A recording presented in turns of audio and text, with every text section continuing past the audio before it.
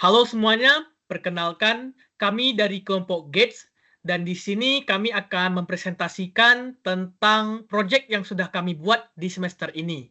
Untuk proyek yang kami buat di semester ini yaitu mengenai manajemen inventory, yang dimana untuk front end-nya itu akan dijelaskan oleh teman saya bernama Joven. Untuk Joven, silakan ditunjukkan untuk front end-nya. Baik, sudah kelihatan teman-teman? Sudah. Baik, untuk proyek kali ini kami dari kelompok Gates, kami membuat inventory management system, di mana pada proyek kali ini kami menggunakan React.js sebagai framework front-end-nya dan di back-end-nya kami menggunakan ASP.NET. Nah, sebelum kita lanjut, kita akan contohkan dulu penggunaan app-nya bagaimana. Yang pertama, seperti biasa kita register dulu.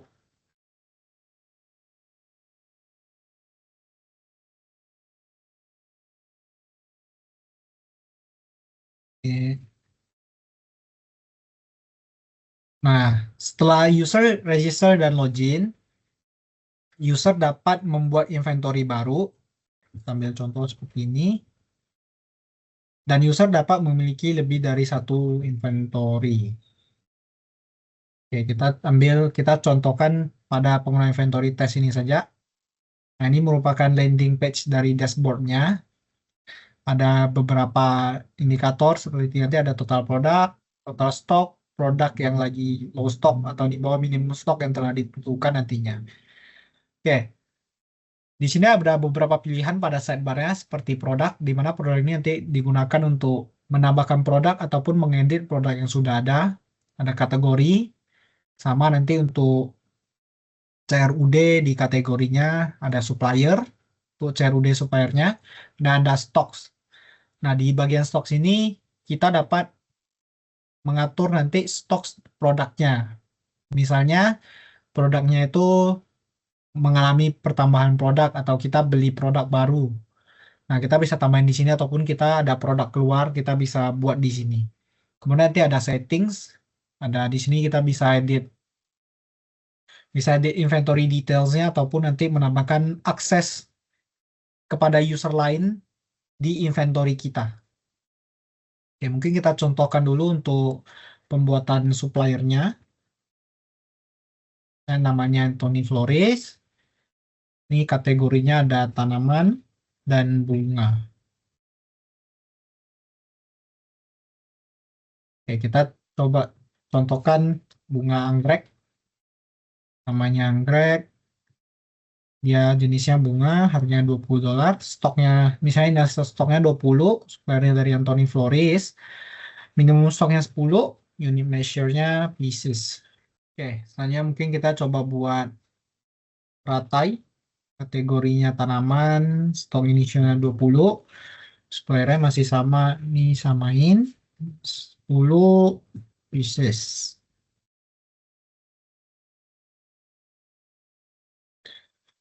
Oke, nanti, nah setelah produknya sudah terbuat, nah kita bisa ke bagian stok untuk menambahkan atau mengurangi stok pada produk-produk yang sudah ada.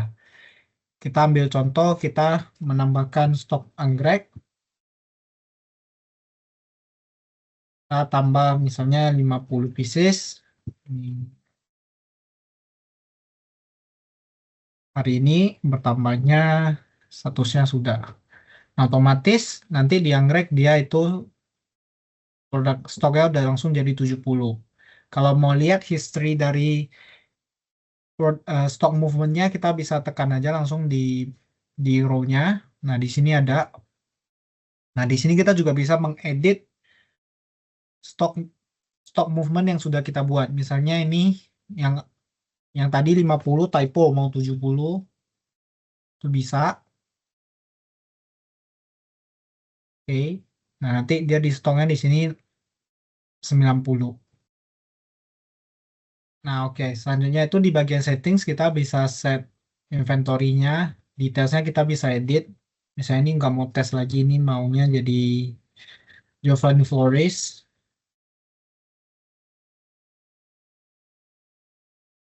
Oke, tidak berubah. Di sini juga kita bisa tukar-tukar inventory. Oke. Nah, di bagian setting ini kan ada user access, jadi kita bisa mengakses user lain untuk inventory kita. Mungkin kita contohkan di sini.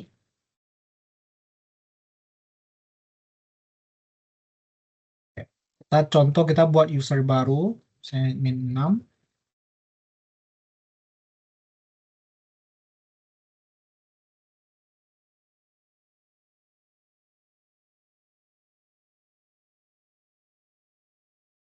Oke, nah di sini kan admin U6 ini belum punya inventory. Nah, kita bisa akses account admin 6 itu ke inventory Jovan Flores kita. Misalnya tadi kita emailnya.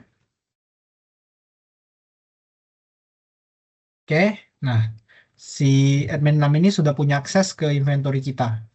Nah, ini kita refresh, nah sudah muncul dan admin 6 ini udah bisa eh, buat produk-produk di inventory yang telah dikasih akses. Nah, selanjutnya mungkin sedikit di code-nya. Karena kita menggunakan React.js sebagai frontend-nya dan C# sebagai backend-nya, maka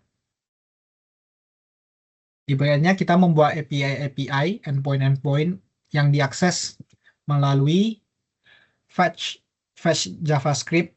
Kita ambil contoh ini di add product. Nah, ini kita fetch endpoint-nya yaitu /product dengan method post. Ini kita bikin produk baru ya. Jadi ini kita fetch dari endpoint /product, metodenya post, ini ada headers-nya, dan kita masukin data-data yang mau kita masukin di body-nya. Ini contohnya, ini kita body JSON stringify product to submit, yaitu ini. Ada product ID, kategori ID, inventory ID, supplier ID, product name, description, SKU, unit price, current stock, minimum stock, dan unit measure. Ini juga ada beberapa error handling-nya.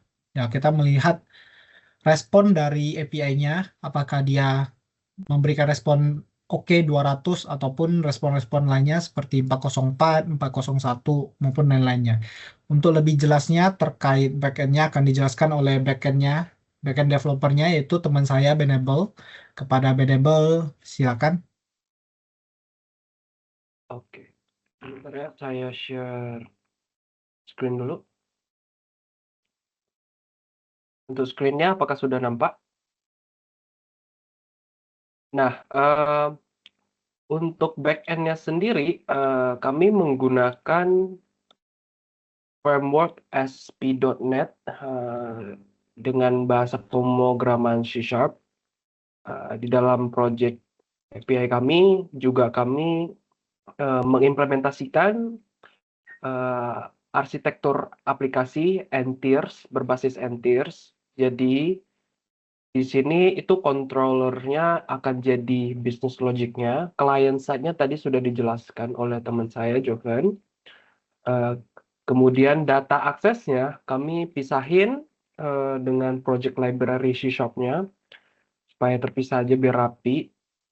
Dan untuk database-nya kami menggunakan SQL Server dari Microsoft. Jadi untuk keseluruhan back-end-nya itu benar-benar kita pakai environment dari Microsoft-nya sendiri. Nah, seperti biasa di business logic-nya itu kita pasti selalu antisipasi akan terjadinya error. Jadi kita taruh try and catch di setiap controllernya, di setiap endpoint-nya, agar untuk memudahkan kita juga kalau misalnya ada error, kita bisa maintenance lebih gampang. Kemudian untuk data aksesnya bisa langsung berkomunikasi dengan database-nya menggunakan link, kita pakai query link gitu.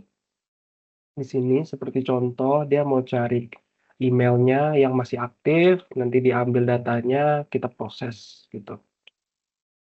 Dan juga kita ada memberikan autentikasi juga untuk usernya di front end. Jadi autentikasinya itu kita pakai cookies. di sini cookies-nya.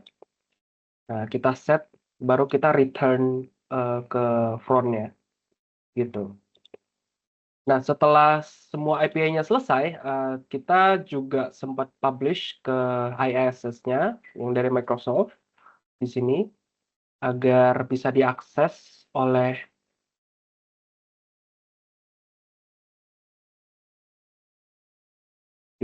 agar bisa diakses juga.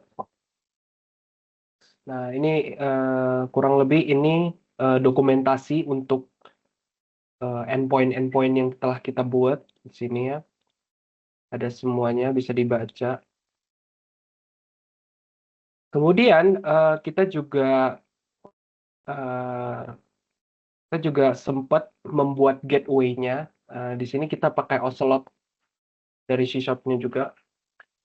Dan ini langsung tembak port di IIS tadi. Jadi IIS-nya itu portnya 8002. Jadi di Ocelot-nya juga kita pakai port 8002. Dan kurang lebih begitu dari backend. Saya kembalikan ke moderator. Oke, terima kasih Benebel atas penjelasannya. Jadi inilah project yang telah kami bikin untuk semester kali ini. Semoga videonya ini dapat bermanfaat dan apabila ada kesalahan mohon dimaafkan. Sekian, terima kasih.